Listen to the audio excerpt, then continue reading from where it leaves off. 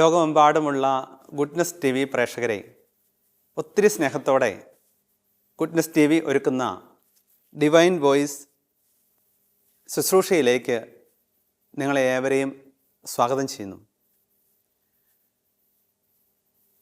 ഒരു നിമിഷം നമുക്ക് പ്രാർത്ഥിച്ച ശുശ്രൂഷയിലേക്ക് പ്രവേശിക്കാം.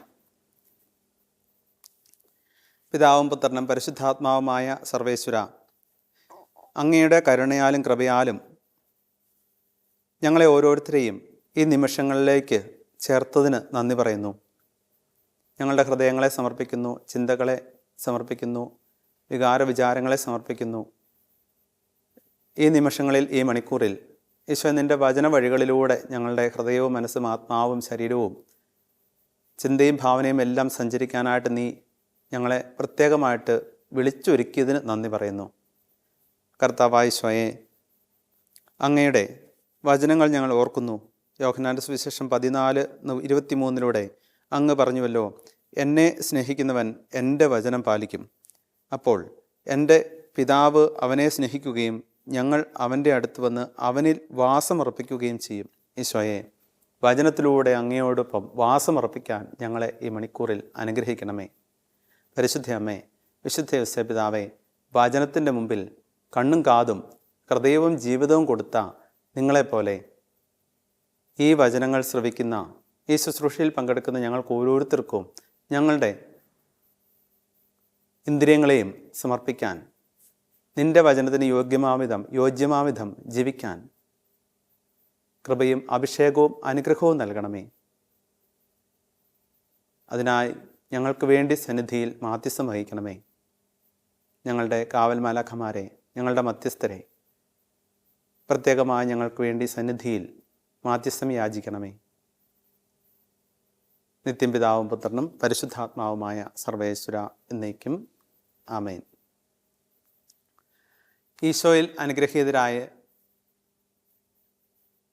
പ്രിയ മാതാപിതാക്കളെ, സഹോദരീ സഹോദരങ്ങളെ, വാത്സല്യമുള്ള കുഞ്ഞുങ്ങളെ, 2 സുഹൃത്തുക്കളെക്കുറിച്ച് നിങ്ങളുടെ മുമ്പിൽ ഒന്ന് പങ്കുവയ്ക്കാനായിട്ട് ആഗ്രഹിക്കുകയാണ്.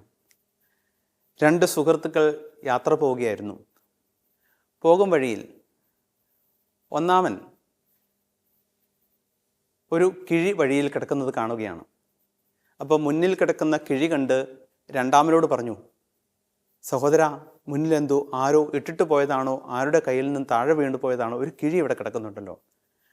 കേട്ടത് പാതി കേൾക്കാത്തത് പാതി രണ്ടാമൻ മുന്നേക്ക് ഓടിച്ചെന്ന് ആ കിഴിയങ്ങെടുത്തു. എടുത്ത് തുറന്ന് നോക്കിക്കഴിഞ്ഞപ്പോൾ അതിലൊരു സ്വർണ്ണ നാണയമുണ്ട്. കിട്ടിയതിൽ ഉള്ള സന്തോഷവും ആഹ്ലാദവും പങ്കുവെച്ചുകൊണ്ട് അവൻ പറഞ്ഞു, എനിക്ക് കോളടിച്ചു, ഞാൻ രക്ഷപ്പെട്ടു. എനിക്ക് കോളടിച്ചു, ഞാൻ രക്ഷപ്പെട്ടു. അപ്പോൾ ഒന്നാമൻ രണ്ടാമനോട് പറഞ്ഞു, അങ്ങനെ പറയരുത് സഹോദര, അങ്ങനെ പറയരുത്. കാരണം എനിക്ക് കോളടിച്ചു, ഞാൻ രക്ഷപ്പെട്ടു എന്ന് പറയരുത്. കാരണം നമ്മൾ 2 പേരൂടെയല്ലേ യാത്ര തുടങ്ങിയത്, 2 പേരും കൂടിയല്ലേ സംസാരിച്ചു കൊണ്ട് പോകുന്നത്, ഒരേ ലക്ഷ്യത്തിന് വേണ്ടിയിട്ടല്ലേ 2 പേരും പോകുന്നത്. ഞാനല്ലേ ആദ്യം കിഴി കണ്ടത്, പിന്നെ എനിക്ക് കിട്ടി, എനിക്ക് കോളടിച്ചു, ഞാൻ രക്ഷപ്പെട്ടു എന്ന് താങ്കൾ പറയരുത്. പക്ഷെ അവൻ വകവെച്ചില്ല. രണ്ടാമനത് വകവെച്ചില്ല. ഒന്നാമനെ തള്ളി. കിട്ടിയത് തനിക്ക് സ്വന്തമാക്കാനുള്ള ആഗ്രഹത്തോടു കൂടി അവൻ ഒന്നാമനെ തള്ളി. ഇങ്ങനെ തർക്കം മൂക്കുകയാണ്. അവരുടെ യാത്രാമധ്യേ അവർ തമ്മിൽ തർക്കം മൂത്തുകൊണ്ട് നിൽക്കുന്ന സന്ദർഭത്തിൽ ഇതാ അവിടുന്ന് ഇവിടുന്ന് എല്ലാം തലങ്ങനെയും വിലങ്ങനെയും എല്ലാം ആളുകൾ ഓടുകയാണ്. വിളിച്ചു പറയുന്നുണ്ട്, ദേ കള്ളൻ, ഓടിക്കോ. ഇത് കേട്ട രണ്ടാമൻ, നിധി കിട്ടിയവൻ ഒന്നാമനോട് പറഞ്ഞു, നമുക്കും ഓടണ്ടേ, ഓടാം, നമുക്കും ഓടാം. അപ്പോൾ ഒന്നാമൻ രണ്ടാമനോട് പറഞ്ഞു, നിനക്കല്ലേ കിഴി കിട്ടിയത്, നീ ഓടിയാൽ മതി, എന്നെ എന്തിനാ വിളിക്കുന്നത്? അപ്പോൾ ഒന്നാമൻ രണ്ടാമനെ തള്ളി ഉപേക്ഷിച്ചു. നീ ഓടി രക്ഷപ്പെട്ടു, എനിക്ക് ഓടേണ്ട കാര്യമില്ല, എൻ്റെ കയ്യിൽ സ്വർണമില്ല, നിധിയില്ല, കിഴിയില്ല, അതുകൊണ്ട് നീ വേണമെങ്കിൽ ഓടി രക്ഷപ്പെട്ടുകൊള്ളുക, കാരണം നിനക്കല്ലേ കിഴി കിട്ടിയത്. പ്രിയപ്പെട്ടവരെ, ഒന്നാമത്തെ സന്ദർഭത്തിൽ ഒന്നാമൻ മുറിവേറ്റു. ഇപ്പോൾ രണ്ടാമത്തെ സാഹചര്യത്തിൽ രണ്ടാമനും മുറിവേറ്റു. ശാരീരികമായിട്ടല്ലെന്ന് മാത്രം, മാനസികമായിട്ട് രണ്ടുപേരും അവരവരുടെ കൂടെയുള്ളവരുടെ സംഭാഷണത്താൽ, ഇടപെടലിനാൽ മുറിവേൽക്കപ്പെട്ടു. പ്രിയപ്പെട്ടവരെ, അച്ഛന് പങ്കുവയ്ക്കാനായിട്ടുള്ള കാര്യം ഇതാണ്. ഇങ്ങനൊരു ചോദ്യം നിങ്ങളുടെ മുമ്പിൽ ഇടാനായിട്ട് ആഗ്രഹിക്കുകയാണ്. ഈ രണ്ടു പേരും, യാത്രക്കാരായിട്ടുള്ള ഈ രണ്ടു പേരും ഞാനുമായിട്ട് എന്തെങ്കിലും ബന്ധമുണ്ടോ? ഈ വചനം ശ്രവിക്കുന്ന നമ്മളുമായിട്ട് മുമ്പ് പറഞ്ഞ രണ്ടുപേരും തമ്മിൽ എന്തെങ്കിലും ബന്ധമുണ്ടോ?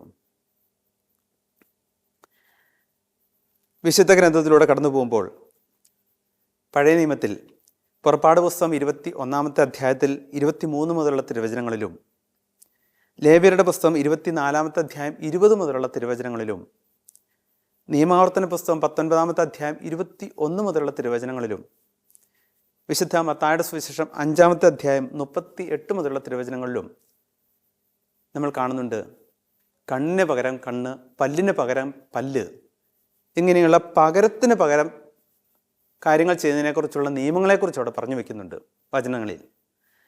പ്രിയപ്പെട്ടവരെ, ഒരു ദിവസം തന്നെ നമ്മൾ എത്രയോ പ്രാവശ്യം നമ്മുടെ വാക്കുകൊണ്ട്, നമ്മുടെ നോക്കുകൊണ്ട്, നമ്മുടെ സ്പർശം കൊണ്ട്, നമ്മുടെ ഇടപെടൽ കൊണ്ട് മറ്റുള്ളവരെ നമ്മൾ മുറിപ്പെടുത്തുന്നുണ്ട്. രണ്ട് സഹോദരങ്ങൾ പരസ്പരം മുറിപ്പെടുത്തിയതിനെക്കുറിച്ചാണ് അച്ഛൻ ആദ്യമേ പങ്കുവച്ചത്. ഇനി അതുപോലെ നമ്മളും ശ്രദ്ധിക്കായ്മ മൂലം സംഭവിക്കുന്ന കാര്യങ്ങളാണിതെല്ലാം. പലരെയും നമ്മൾ ഒരു ദിവസം മുറിപ്പെടുത്തുന്നുണ്ട്. ആവർത്തിച്ച് മുറിപ്പാടുകൾ ഏറ്റുവാങ്ങേണ്ടി വരുന്നവരും ഉണ്ട് നമ്മുടെയൊക്കെ ജീവിതത്തിന് മുമ്പിൽ. നമ്മൾ തിരിച്ചറിയണം എന്നുള്ളതൊരു വലിയ യാഥാർത്ഥ്യമായി തോന്നുകയാൽ അച്ഛൻ പങ്കുവയ്ക്കുകയാണ്.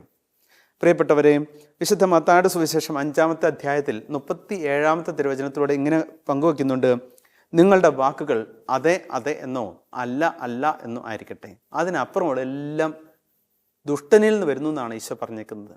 പിശാചിൽ നിന്ന് വരുന്നുള്ള, തിന്മയുടെ ശക്തിയിൽ നിന്ന് വരുന്നതാണെന്നുള്ളതാണ്. അപ്പം അതുകൊണ്ട് ഒന്നുകിൽ നിങ്ങളുടെ വാക്കുകൾ അതെ അതെ എന്നോ അല്ലെങ്കിൽ അല്ല അല്ല എന്നോ ആയിരിക്കട്ടെ.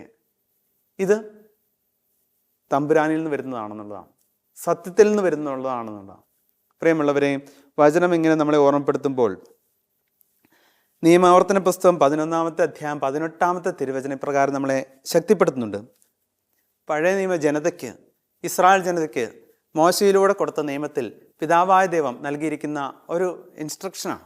അതിങ്ങനെയാണ്, എൻ്റെ വചനം നിങ്ങളുടെ ഹൃദയത്തിലും മനസ്സിലും അടയാളമായി സൂക്ഷിക്കണം.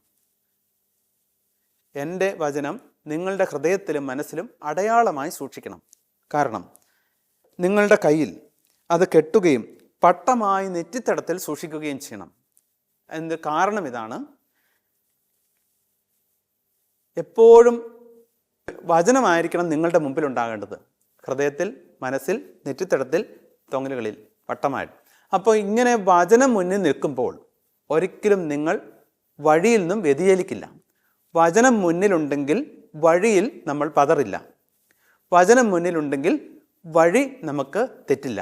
ഇതിനു വേണ്ടിയിട്ടാണ് പിതാവായ ദൈവം മോശയിലൂടെ ഇങ്ങനെയൊരു കൽപ്പന, നിയമമായിട്ട് ഇസ്രായേൽ ജനത്തിന് നൽകിയ നിയമാവർത്തന പുസ്തകം 11:18 പങ്കുവച്ചിരിക്കുന്ന വചനമാണിത്. പ്രിയപ്പെട്ടവരെ, മുറിപ്പെടുത്തുന്നവരാകാതിരിക്കണമെങ്കിൽ അച്ഛൻ പങ്കുവച്ചിരുന്നു, ഒരു ദിവസം തന്നെ പലതരത്തിൽ വാക്കുകൾ കൊണ്ടോ പ്രവൃത്തികൾ കൊണ്ടോ നമ്മളൊക്കെ ആരെയൊക്കെയോ മുറിപ്പെടുത്തുന്നുണ്ട്, ആരെയെങ്കിലുമൊക്കെ മുറിപ്പെടുത്തുന്നുണ്ട്. നമ്മൾ യാഥാർത്ഥ്യം നമ്മൾ തിരിച്ചറിയുന്നത് നല്ലതാണ്. ശ്രദ്ധിക്കായ്മ മൂലം നമ്മൾ ഉപയോഗിക്കുന്ന ചില വാക്കുകൾ മറ്റുള്ളവരെ മുറിപ്പെടുത്തും. ശ്രദ്ധിക്കായ്മ മൂലം നമ്മൾ ചെയ്യുന്ന ചില ചെയ്തികൾ മറ്റുള്ളവരെ മുറിപ്പെടുത്തും എന്നല്ല, മുറിപ്പെടുത്തുന്നുണ്ട്. അപ്പോൾ മുറിപ്പെടുത്തുന്നവ എന്നിൽ നിന്നും വരാതിരിക്കാൻ, അത് വാക്കുകളായാലും പ്രവൃത്തിയായാലും എന്നിൽ നിന്നും വരാതിരിക്കാൻ ചെയ്യേണ്ടത് എന്താണ്? അതിനെക്കുറിച്ചാണ് അച്ഛന് നിങ്ങളുടെ മുമ്പിൽ പങ്കുവയ്ക്കാനായിട്ടുള്ളത്. അതിനുള്ളതാണ് ഒരു ഇൻസ്ട്രക്ഷനാണ് പിതാവായ ദൈവം ഇസ്രായേൽ ജനത്തിന് മോശയിലൂടെ നൽകിയ നിയമാവർത്തന പുസ്തകം 11 അധ്യായത്തിൽ 18 തിരുവചനം. വചനം മുന്നിൽ നിൽക്കട്ടെ. വചനം മുന്നിലുണ്ടെങ്കിൽ അബദ്ധങ്ങളിൽ പെടില്ല. അതാണ് തിരുവചനം നൽകുന്നത്. ഇനി അത് ഹൃദയത്തിലും മനസ്സിലും സൂക്ഷിക്കണം. സൂക്ഷിച്ചു കഴിഞ്ഞാൽ ഹൃദയത്തിൽ നിന്ന് മനസ്സിൽ നിന്നും പോകുമ്പോഴാണ് പ്രശ്നം ഉണ്ടാകുന്നത്. ഹൃദയത്തിലും മനസ്സിലും അത് സൂക്ഷിച്ചു വെക്കാനായിട്ട് പറ്റുക എന്നുള്ളതാണ് പ്രധാനപ്പെട്ട കാര്യം. അപ്പോൾ സംഭവിക്കുന്നതാണ്, ഇനി അത് തിരുവചനം നമുക്ക് നൽകുന്ന ഓർമ്മപ്പെടുത്തൽ.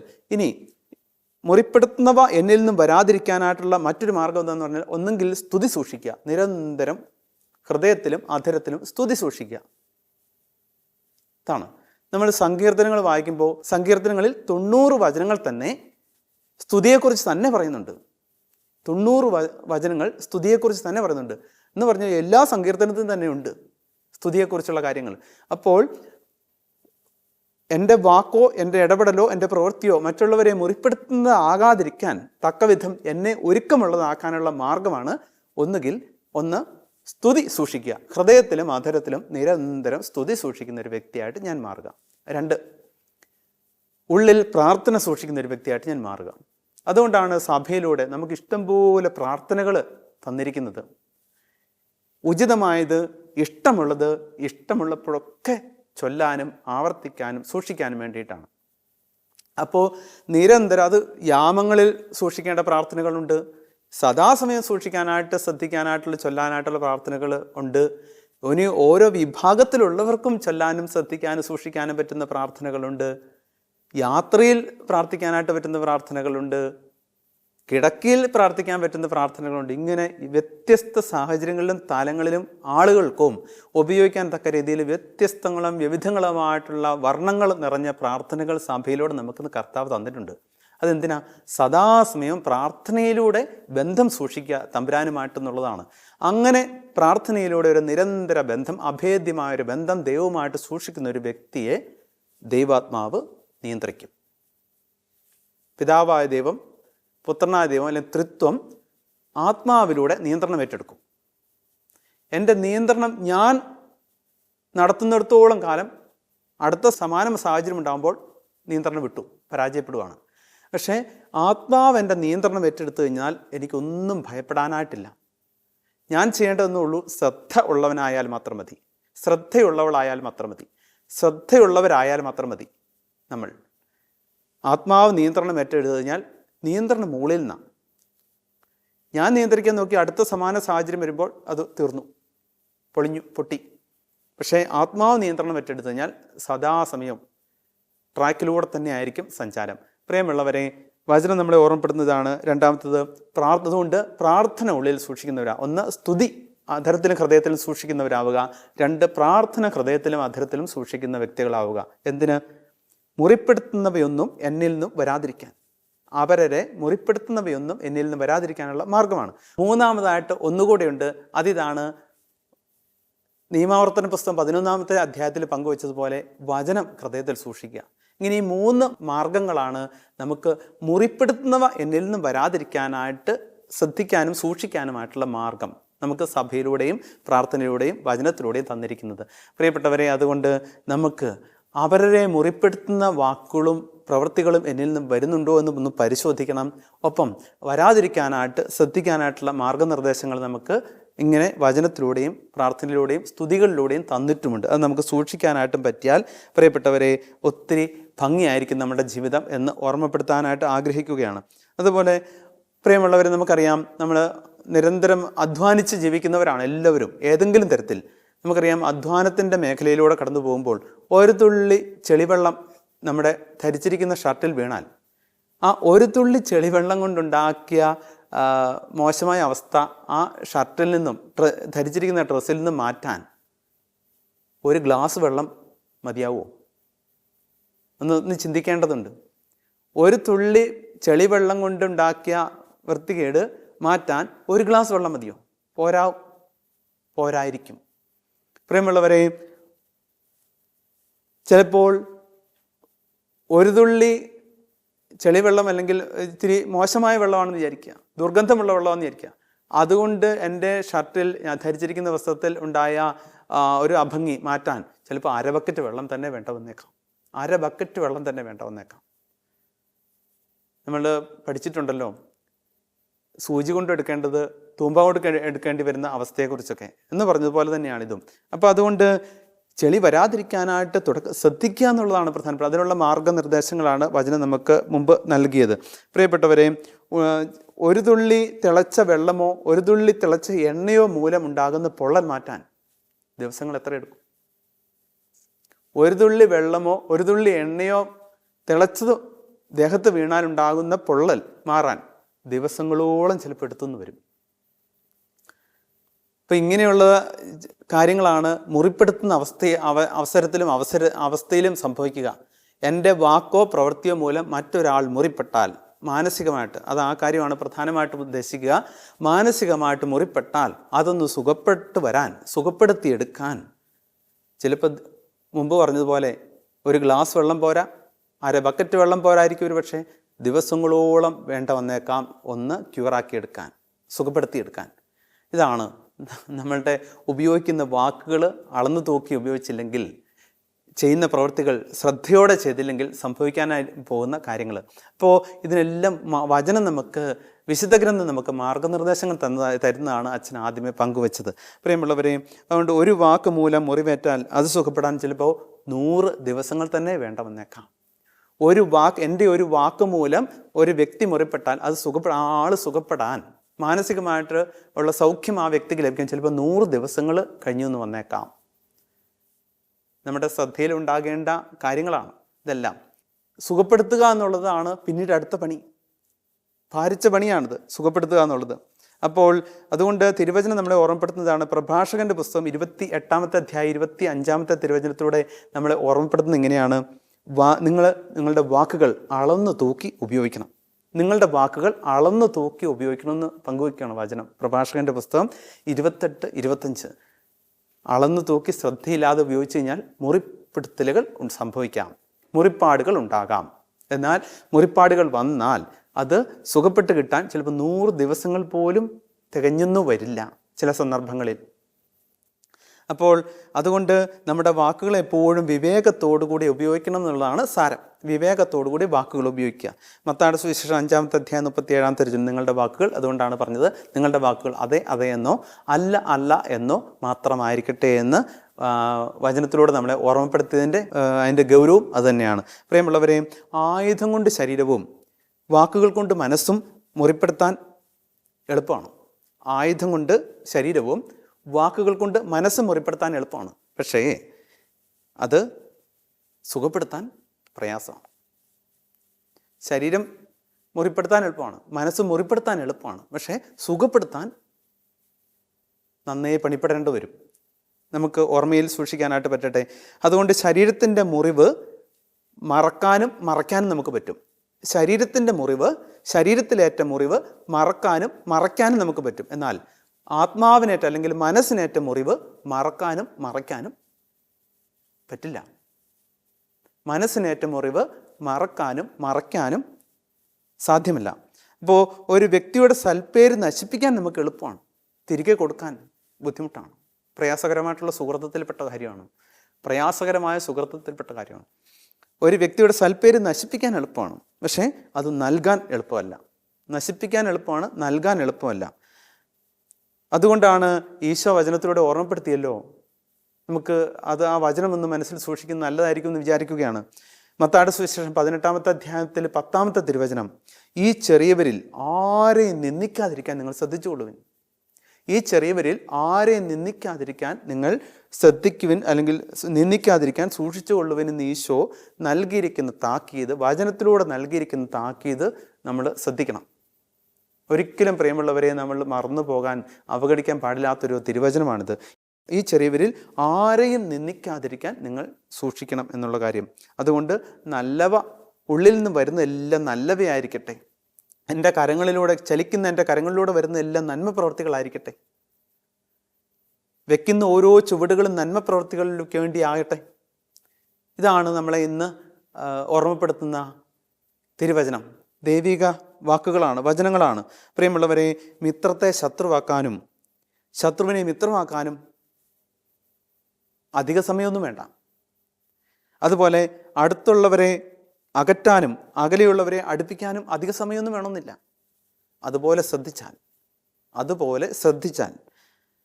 പ്രിയമുള്ളവരെ, ഒരു വ്യക്തി എന്നോട് പങ്കുവയ്ക്കുക എന്ന് വിചാരിക്കുക. മറ്റൊരാളുടെ കുറവുകളും കുറ്റങ്ങളും ഒരു വ്യക്തി, എൻ്റെ സുഹൃത്ത് എന്നോട് പങ്കുവയ്ക്കുകയാണെന്ന് വിചാരിക്കുക. നമ്മൾ തിരിച്ചറിയേണ്ട ഒരു വലിയ യാഥാർത്ഥ്യമുണ്ട്. എന്നിലുള്ള കുറവുകളും കുറ്റങ്ങളും ഇതുപോലെ ഈ വ്യക്തി പോയി മറ്റേ ആളുടെ അടുത്തും പങ്കുവയ്ക്കും എന്നുള്ള കാര്യം നമ്മൾ മറന്നു പോകരുത്, വിസ്മരിക്കരുത്, തിരിച്ചറിയണം. പ്രിയമുള്ളവരെ, അതുകൊണ്ടാണ് വചനം വീണ്ടും ഓർമ്മപ്പെടുത്തുക. പ്രഭാഷകന്റെ പുസ്തകം 28-25 അച്ഛൻ ഒരിക്കൽ കൂടി ആവർത്തിക്കുകയാണ്, നിങ്ങളുടെ വാക്കുകൾ അളന്ന് തൂക്കി ഉപയോഗിക്കണം. അല്ലെങ്കിൽ എന്നെ മുറിപ്പെടുത്തിയ അതേ വാക്കുകൾ എന്നിൽ നിന്നും വരുന്നത് മറ്റൊരാളെയും മുറിപ്പെടുത്താനായിട്ട് സകല സാധ്യതകളും ഉണ്ട് എന്നുള്ളതാണ്. അപ്പോൾ അതുകൊണ്ട് ഇതെല്ലാം എന്ത് ചെയ്യേണ്ടത്? മുറിപ്പെടുത്തുന്ന കാര്യങ്ങൾ എന്നിൽ ഉയർന്നും ഉതിർന്നും വരുമ്പോൾ അപ്പം ഞാൻ ചെയ്യേണ്ടത് എന്താ? അതിന് നമ്മൾ സുവിശേഷത്തിലേക്ക് തിരിയണം. ശ്രദ്ധിച്ചവരുണ്ട്, അവരെ നമ്മൾ മാതൃകയാക്കണം, അവരെക്കുറിച്ച് നമ്മൾ ധ്യാനിക്കണം. അതാണ് ഒന്നാമത്തെ മാതൃക മറിയമാണ്, പരിശുദ്ധ അമ്മയാണ്. നമ്മൾ കാണുന്നുണ്ടല്ലോ ലൂക്കായുടെ സുവിശേഷം 2-ാമത്തെ അധ്യായം 51-ാമത്തെ തിരുവചനത്തോടെയാണ് മറിയം എന്താണ് ചെയ്തതെന്നുള്ളത്.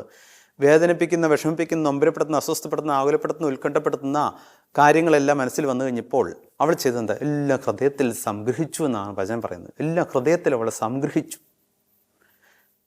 ഹൃദയത്തിൽ സംഗ്രഹിക്കുക, തമ്പുരാൻ വിട്ടുകൊടുക്കുക, ഇതാണ് ചെയ്യേണ്ടത്. ഞാനത് ഹൃദയത്തിൽ സംഗ്രഹിക്കുക, എന്നിട്ട് വിട്ടുകൊടുത്തുകൊണ്ടിരിക്കുക.